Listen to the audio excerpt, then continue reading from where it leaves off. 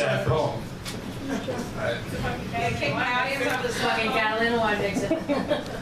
It's called Dearest Love. As one of the Omniverse's greatest bands once taught me, love is all you need. Stupid, brainless, drunken, beautiful love that fell like atom bombs from your slurred, wobbly speech and pooled in the hollow point wounds of my left atrium. It's true what they tell you as a toddler, kisses really can make it all better, but I am all out of thimbles. I remember how we stumbled aimlessly about the darkened streets of St. Louis in the gateway city on our own little westward expansion. We were Lewis and Clark, walking forever, fingers entwined, promising each other the American dream, which, as a wise man once said, is only called a dream because you have to be unconscious to believe it. But as we walked and talked about punk rock, monster movies, comics, and the nature of reality, we became something more than Lewis and Clark.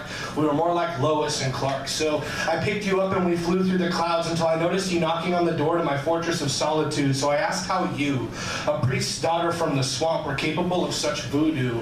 You smiled as no woman had ever smiled before and said, "I'm magic." And I never doubted it for a second. I was so sure of your magic that as I boarded the bus back to Kansas, I announced to my closest friends that I had just met my future wife. That spooky, pierced, pale little lady would be the rest of my existence, walking barefoot through the back alley, singing Bangarang. You were my Rufio. And I was so hopelessly lost in the wilderness of my joy that I missed the ticking sounds of a crocodile called separation coming our way.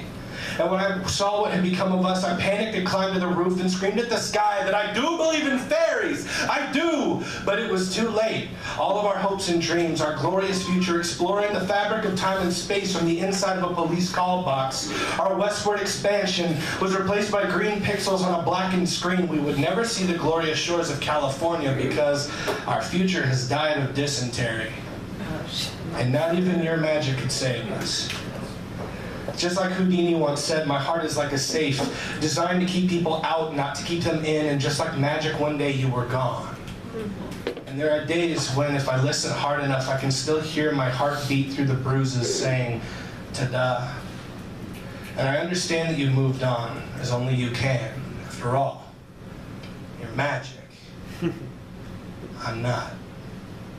I hate Doctor Who.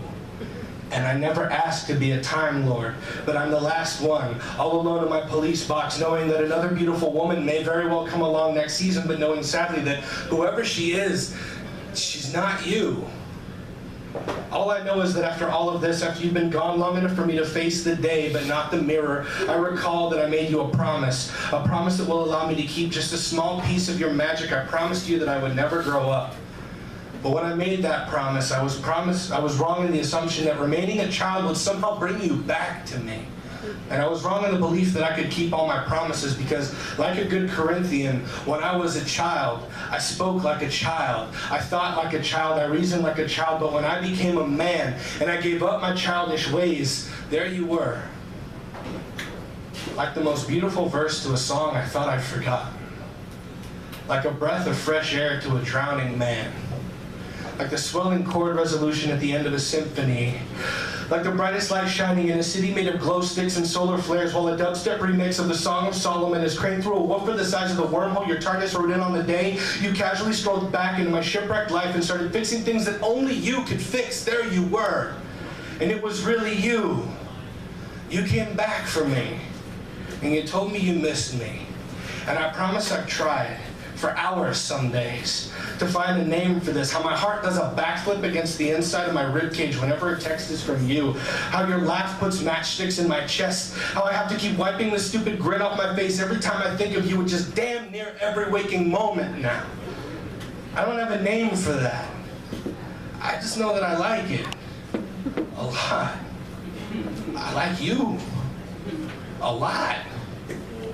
And for whatever reason, you came back to me and all your magic. And this time, I'll get it right. I don't care what it takes, how far, how hard, how much. If life gives you lemons, I'll put them in my kitchen with the limes. If it means I have to march through the gates of hell with a gas can in each hand. If I have to swan dive off the edge of the earth. If I have to sell my guitars, burn my books, cut my hair, and spend my days behind a desk, I will fight for you.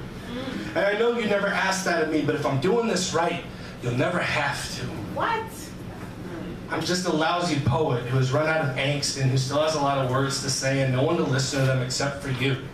This incredible time-traveling legend taking me back millions of years, offering me a real-time view of the stars, and I can't bring myself to take you up on that offer because I already know that nothing, absolutely nothing they have up there will ever be as captivating or as wonderful as you.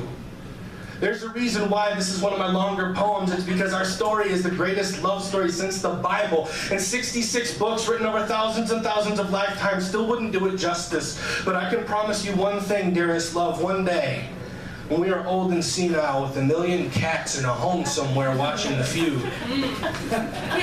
when you wink at me like you do, I will still find myself reaching for my inhaler. Thank you.